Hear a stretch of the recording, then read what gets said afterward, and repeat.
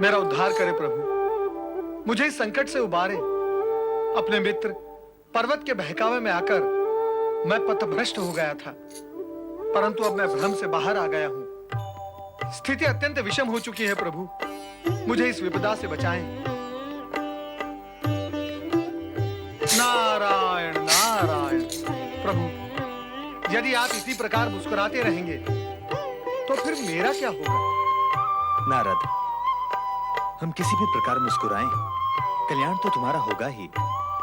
राजकुमारी दमयंती तुम्हारे मोहपाश में बंध चुकी है। यही पाश विवाह बंधन का रूप ले लेगा और तुम्हारा फिर कल्याण ही कल्याण होगा। हाँ नारद, गृहस्थ जीवन का अनुभव लेना भी आवश्यक है। विवाह पश्चात हमें भी अपने अनुभव बताना कि पत्नी के हाथ का भोजन कैसा लगता है। बस माता बस, मुझ बाल ब्रह्मचारी को इस जंजाल से उबारने की अपेक्षा आप मुझे अधिक फंसाने का उपक्रम क्यों कर रही हैं? क्यों भला? ऐसा क्यों चाहती हैं आप? शिव शिव शिव शिव शिव शिव शिव शिव। अब आप मेरी दशा पर हंस भी रही हैं। अरे नारद, तो क्या आप हंसने भी नहीं दोगे मुझे? मेरा फंसना ना होता तो आपका हंसना भी ना होता माता। हाँ, फंसे हुए पे सब हंसते हैं, हंसो। नारद, अब दुखी होने की क्या आवश्यकता है?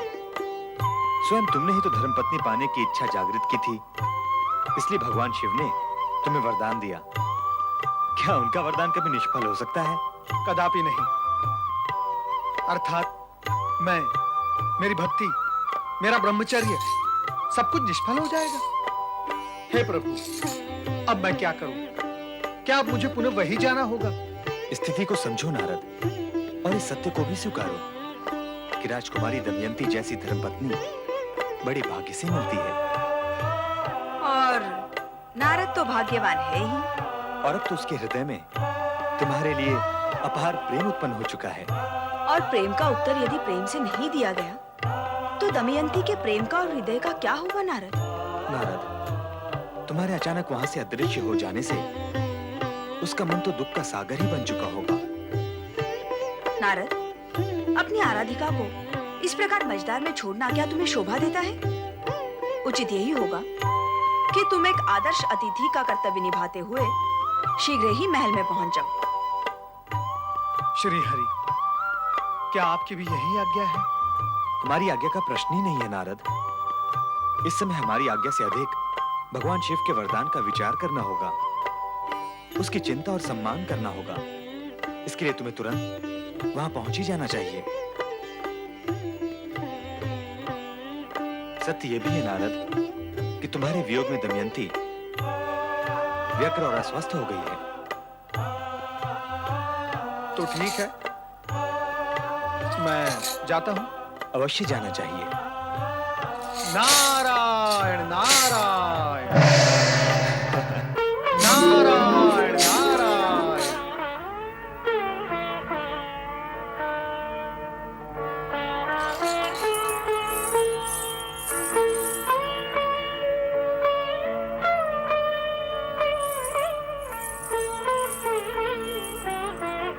प्रणाम मुनिवर। कहाँ चले गए थे अतिथि देव? जब से आप गए हैं तब से राजकुमारी दमयंती ने अन्न जल त्याग दिया है। क्यों? बस उदास बैठी आंसू बहाती रहती है। मैं तो रमता जोगी हूँ, किसी एक स्थान पर अधिक समय तक टिक नहीं सकता। कृपया आप राजकुमारी से कहें कि वो मेरे लिए दुख न करे। दुखी तो वे होती ही हैं। मैं इसी समय जाकर उन्हें बताती हूँ कि आप आए हैं, फिर उनका सारा दुख दूर हो जाएगा। नारायण नारायण। पर्वत,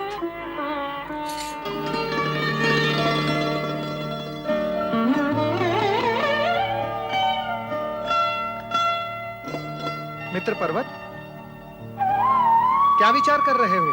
नारद, नारद, मित्र नारद, तुम कहाँ थे मित्र? तुम्हारे बिना ये महल सूना लग रहा था। अब ये मत पूछ बैठना कि मैं कहाँ गया था। तो क्या पूछूं? ये पूछो कि मैं क्यों गया था। तुम क्यों गए थे? ये तो मैं जानता हूँ, परंतु किसी का आतिथ्य ग्रहण कर इस प्रकार अदृश्य हो जाना शोभनीय नहीं है। इतने पर भी मुझे तो विश्वास था नारद कि तुम अपने मित्र के लिए लौटकर अवश्य आओगे। आप हमें छोड़कर कहाँ चले गए थे मुनिवर? ये पूछकर आपको विशेष लाभ तो नहीं होगा, किंतु अब तो मैं लौट ही आया हूँ। आपके मित्र मुनिवर पर्वत ने बताया आप संगीत में विशारद हैं, बहुत अच्छे गायक भी हैं। ये बात आपने हमसे क्यों छुपाई?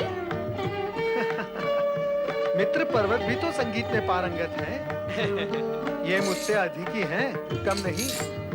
हम दोनों एक ही गुरु के शिष्य हैं। मुनि पर्वत, आपने ये बात मुझे नहीं बताई। अपने विषय में कुछ कहना उचित होता है क्या? गुण की विशेषता तो तब है जब उसे गुणी नहीं, गुण को परखने वाला बखान करे। आप दोनों ही गुणी हैं। आप कुछ गाकर सुनाए, मैं अपना सारा दुख भूल जाऊंगी। आज नहीं, फिर कभी। हाँ, आज समय और सुर अनुकूल नहीं है, फिर कभी। फिर कभी नहीं, कल ही महाराज के सम्मुख आप दोनों अपनी संगीत कला प्रस्तुत करें। कितना उल्लासपूर्ण कार्यक्रम होगा। क्या सोच रहे हो? यही प्रश्न मैं तुमसे पूछने वाला था कि तुम क्या सोच रहे हो? सत्य कहने में संकोच कैसा? हाँ? मैं तो राजकुमारी दमयंती के अतिरिक्त और कुछ सोचने की स्थिति में ही नहीं हूँ। दिन रात आठों पहर उसी के विचारों में डूबा रहता हूँ। आंखों के सामने सदा वही रहती है। नारायण नारायण। परंतु इस समय तुम्हारी आंखों के सामने कौन है? मैं तो तुम्हें दिखाई दे रहा हूँ ना। मित्र विनोद न करो। नारायण नारायण, उत्तम, अति उत्तम। तुम प्रेम करोगे और मुझे विनोद भी नहीं करने दोगे? प्रेम? मित्र, मैं तो अब तक ये भी नहीं समझ पाया हूँ कि वो तुमसे अधिक प्रेम करती है या फिर मुझसे। मित्र पर्वत, क्या एक नारी एक साथ दो पुरुषों के साथ प्रेम कर सकती है? कर तो नहीं सकती। तो क्या? तो नहीं, ही लगाओ, ही कर ही नहीं सकती। और जो नारी ऐसा करती है वो प्रेम नहीं, प्रेम का भोग करती है। नारायण नारायण। मित्र नारद, हम मूल विषय से दूर निकल रहे हैं। तो पलट के समीप आ जाओ और कहो कि मूल विषय क्या है? यही कि राजकुमारी दमयंती हम दोनों में से किसे प्रेम करती है। कहते हैं बुद्धिमान संकेत की भाषा समझ लेते हैं। मैंने भी यही सुना है और जाना है। तो फिर क्या तुमने ये नहीं सुना और जाना कि वो मेरे वियोग में आंसू बहा रही थी? नहीं। नहीं? नारायण नारायण। मैं भी नहीं चाहता कि वो मुझसे प्रेम करके अपना जीवन दुखी कर ले। मेरी तो हार्दिक इच्छा ये है कि वो तुमसे प्रेम करे और पूर्ण रूप से तुम्हें समर्पित भी हो जाए। सत्य कह रहे हो मित्र। क्या तुमने कभी नारद को असत्य भाषण करते हुए सुना है? क्या तुम्हें मुझ पर विश्वास नहीं है? मुझे तुम पर अपने से भी अधिक विश्वास है और मैं भी तुमसे अपने मन की बात कभी नहीं छिपाऊंगा। ऐसा ही होना चाहिए। तो प्रतिज्ञा करो, तुम भी अपने मन की बात मुझसे कभी नहीं छिपाओगे। कल हम दोनों साथ साथ गाकर राजकुमारी के सम्मुख अपनी संगीत कला का प्रदर्शन करेंगे। ऐसे भी उसके हाव भाव से ये भी ज्ञात हो जाएगा कि उसका झुकाव किसकी ओर है।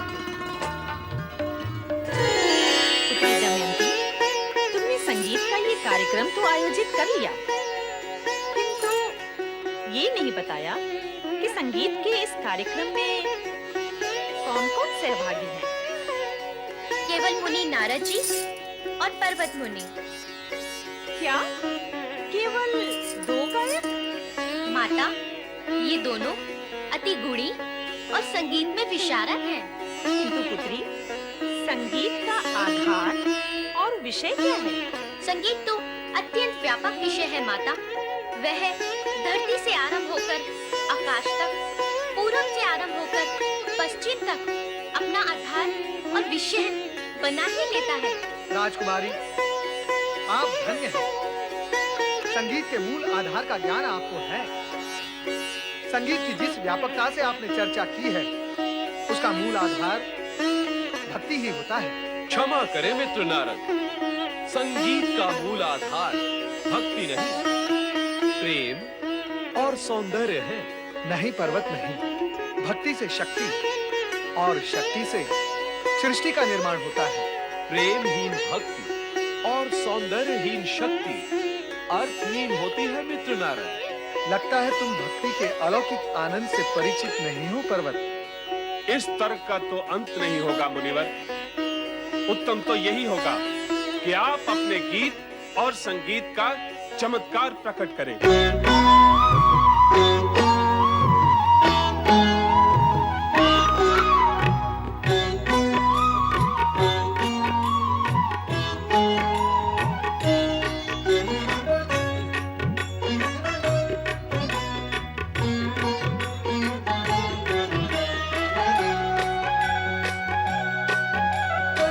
भक्ति में है शक्ति बंधु, शक्ति से संसार। हाँ, भक्ति में है शक्ति बंधु, शक्ति से संसार। भक्ति ही है भय बंधन से मुक्ति का आधार। भक्ति में सौंदर्य भी है, योगी है न पिसार। हो भक्ति में सौंदर्य भी है, योगी है न पिसार। ये सौंदर्य प्रेम का पूजन है संसार का सार। भक्ति में है शक्ति बंधु, शक्ति से संसार। हाँ, भक्ति में सौंदर्य भी है, योगी है न पिसार।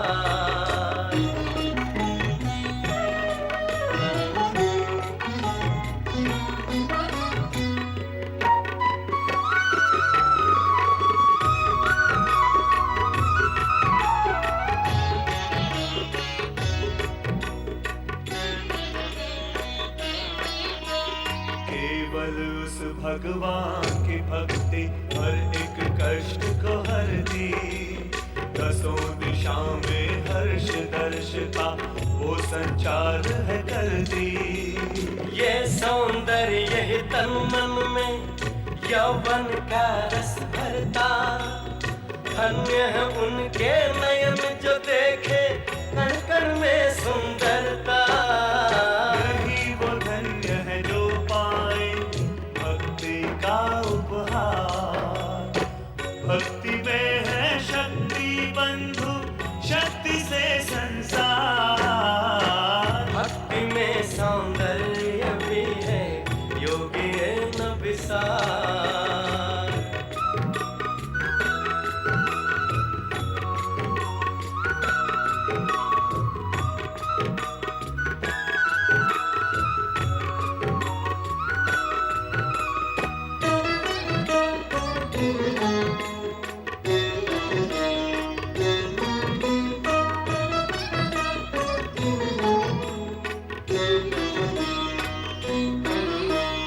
हर एक ध्यान से ध्यान हटाकर उसका ध्यान जो धर दे।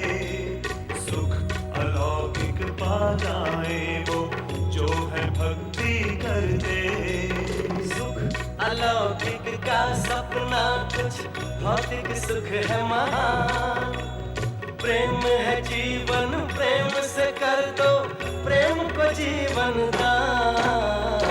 भक्ति करने से मिट जाते मन के सभी विकार। भक्ति में है शक्ति बंधु, शक्ति से संसार।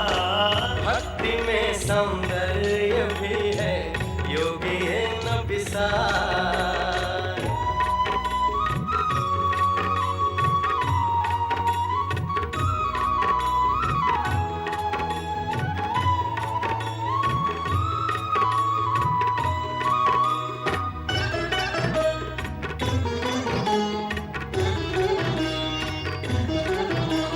सब मिथ्या है, एक सत्य है, सृजनहार की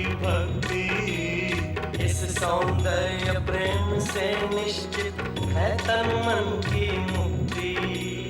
भक्ति अभय है, प्रेम अजय है, भक्ति सनातन, प्रेम है जीवन, भक्ति तुष्टि, प्रेम से सृष्टि, भक्ति भावना, प्रेम कामना, भक्ति अजर है, प्रेम अमर है, भक्ति है नित्य, प्रेम है सत्य, भक्ति समर्पण, प्रेम से सर्जन, भक्ति निश्चल, प्रेम से है बल, भक्ति सुखमय, प्रेम है सुरलय।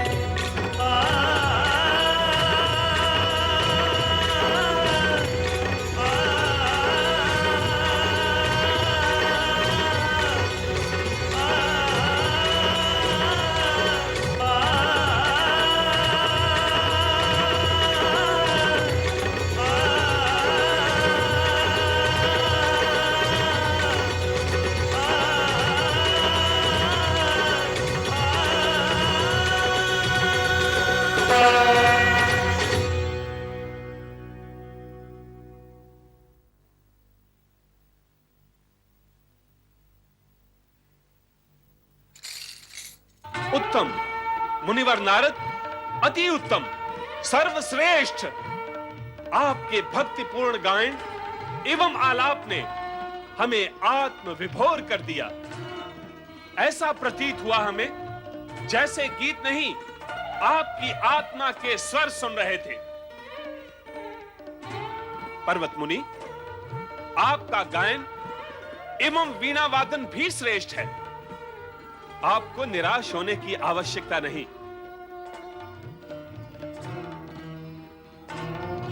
आप दोनों ही पुरस्कार के अधिकारी हैं। राजन, ये भेंट और उपहार गृहस्थियों को शोभा देते हैं। हम इन्हें कहां रखेंगे? हाँ महाराज, ये भेंट और उपहार हम निर्लिप्त प्राणियों के लिए उपयोगी नहीं है। इसके लिए आपको बाध्य नहीं किया जाएगा, किंतु जो अब मैं आप दोनों को दे रही हूँ, आपको उसे स्वीकार करना ही होगा। क्या? कर्णप्रिय और मन मुग्धकारी गीत संगीत के लिए धन्यवाद। राजन, आपका मन प्रसन्न हुआ, हमें भी संतोष मिला। अब हमारी विनती स्वीकार करें। आज्ञा करें मुनिवर। राजन, अब आप हम दोनों को यहां से प्रस्थान करने की आज्ञा दें।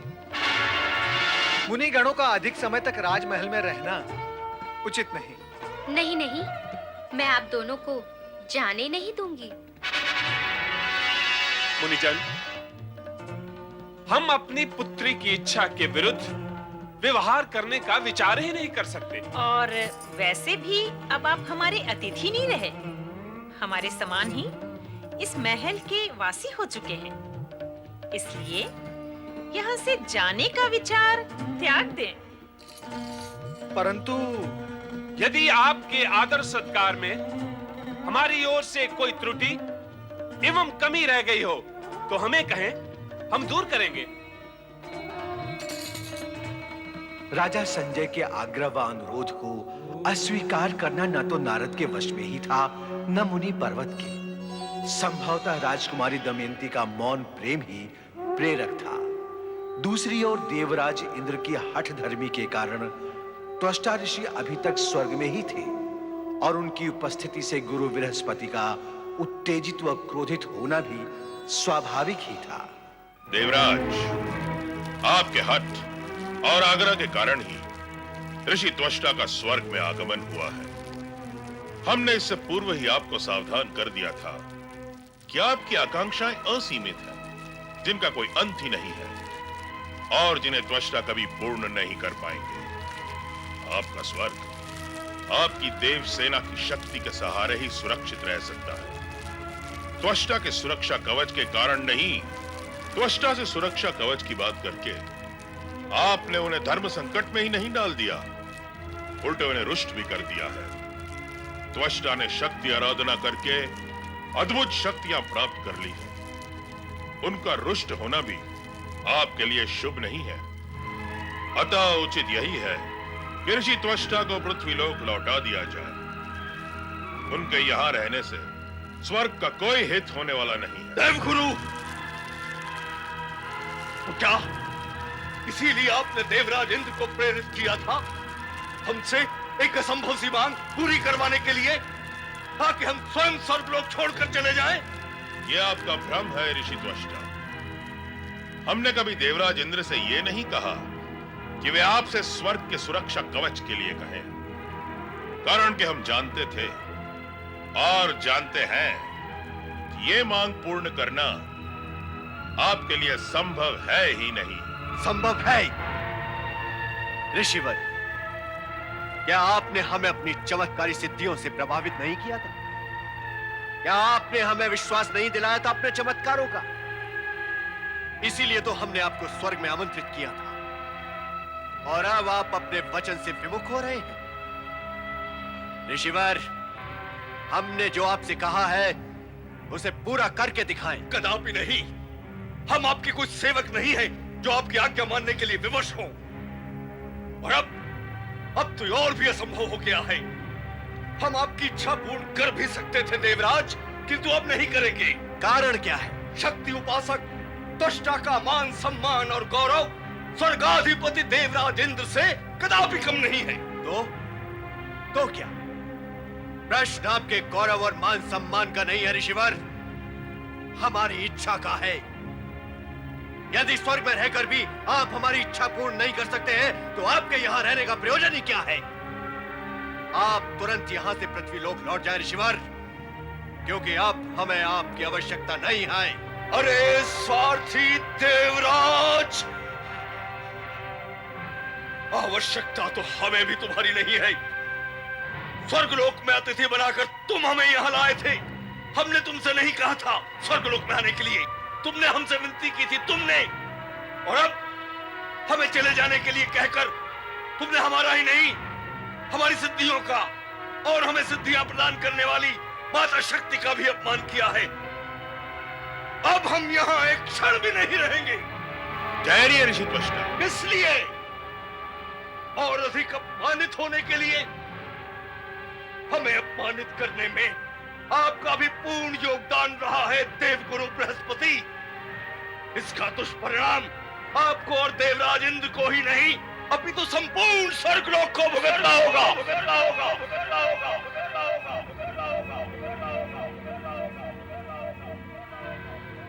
देवराज, जो हुआ अच्छा नहीं हुआ। त्वष्टा को अपमानित करके आपने अपने लिए एक नए संकट को जन्म दे दिया है। हमें सावधान रहना होगा। अभिमानी त्वष्टा अपने अपमान का प्रतिशोध अवश्य लेगा। कहां हो तुम सब? कहां चले गए मेरे शिष्यगण? प्रणाम गुरुदेव। प्रणाम गुरुदेव। प्रणाम गुरुदेव। प्रणाम गुरुदेव। मेरे शिष्यों,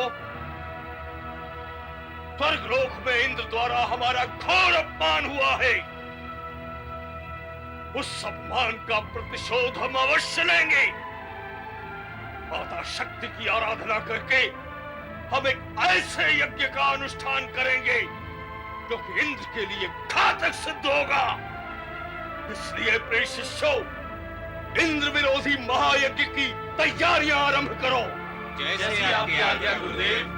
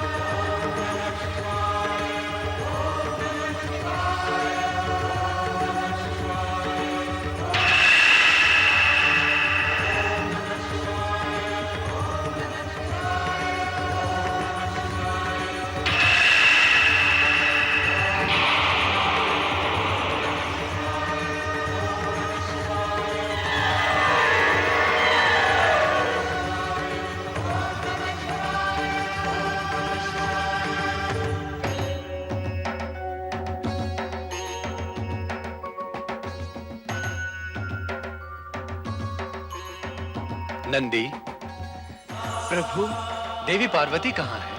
स्वामी, माता पार्वती प्रतिमास के नियम के अनुसार कुमार कार्तिकेय से मिलने गई हैं। अब तो उनके लौटने का भी समय हो गया। श्री शैल पर्वत से लौटते समय देवी पार्वती को बार बार नारद का स्मरण हो रहा होगा। देवऋषि नारद का स्मरण? हाँ, प्रथम बार जब हम कार्तिकेय से मिलने श्री शैल पर्वत गए थे, तब नारद भी हमारे साथ थे। पति परमेश्वराय नमो नमः। आप तो अंतर्यामी हैं स्वामी।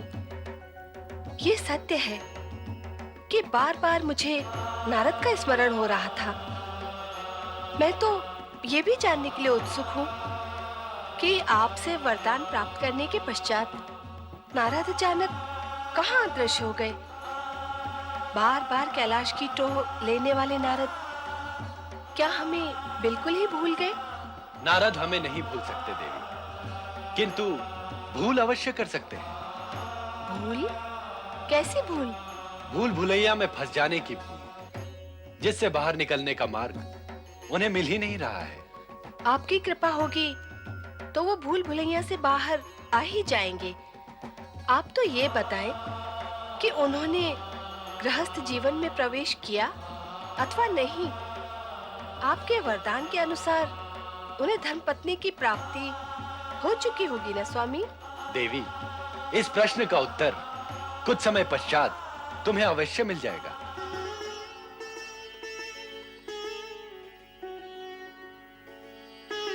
न जाने किस दशा में होंगे नारद।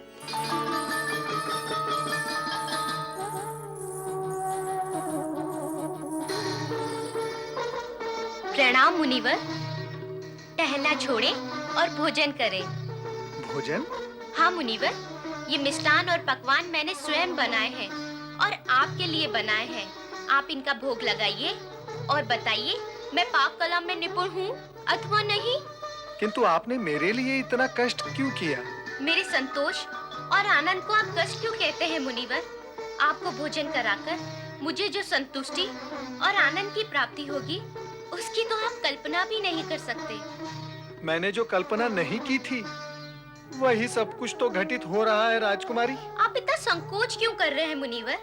यदि आप इसी प्रकार संकोच करते रहे तो मैं अपने हाथों से बैठाकर आपको भोजन कराऊंगी।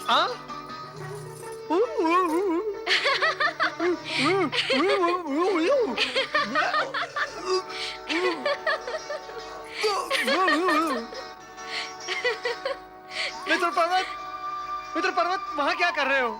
यहाँ आओ, चले आओ, मेरे पास आओ, मेरे साथ बैठकर मेरे साथ भोजन करो, है ना? बुलाओ उन्हें। मुनिवर पर्वत, आपका भोजन आपके कक्ष में पहुँच गया है। ये नारद जी का भोजन है।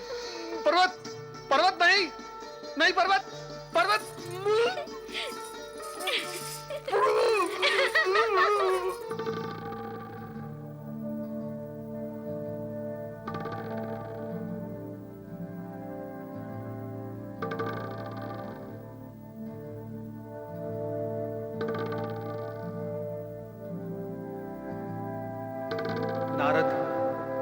नारद, तुम दिन प्रतिदिन राजकुमारी दमयंती के प्रेम पाश में फंसते जा रहे हो।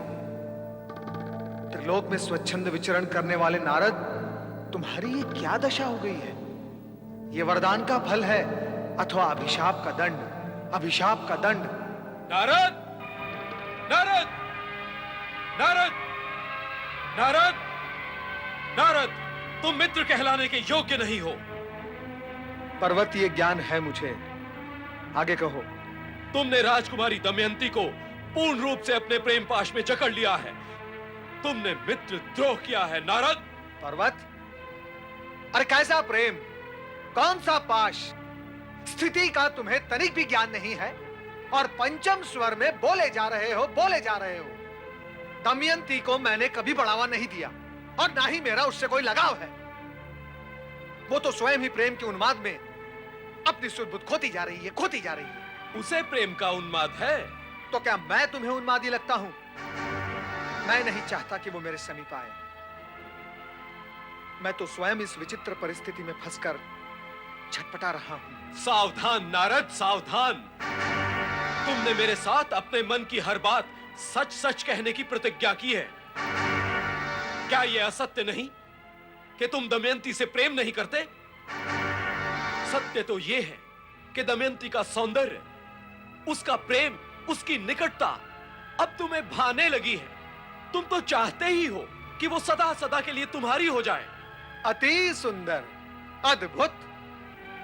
मैं मित्र कहलाने के योग्य नहीं, तो क्या तुम मित्र कहलाने के योग्य हो? मैंने क्या अनुचित किया है? तो मैंने ही क्या अनुचित किया है? बताओ, मैंने क्या अनुचित किया है?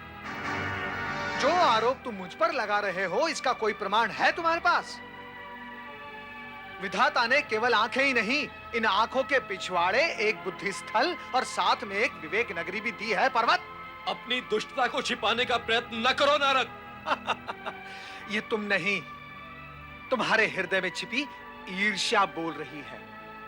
फिर भी तुम्हें विश्वास दिलाने के लिए मैं अपने विधाता भगवान श्री हरि विष्णु और जगत के पालनहार भगवान भोलेनाथ की ये शपथ खाकर कहता हूं कि मैंने ये कभी नहीं चाहा कि दमयंती सदा के लिए मेरी हो जाए। असत्य, सर्वथा असत्य। बार बार असत्य बोलकर तुम अपनी सत्य बोलने की प्रतिज्ञा तोड़ चुके हो। तुमने मेरे हृदय को पीड़ित किया है, अतः मैं तुम्हें श्राप देता हूं कि अपने मन की चंचलता के कारण तुम अपने आप को वानर सा सिद्ध कर चुके हो। अब तुम्हारा मुख वानर सा हो जाएगा। तुम वानर मुखी बन जाओगे।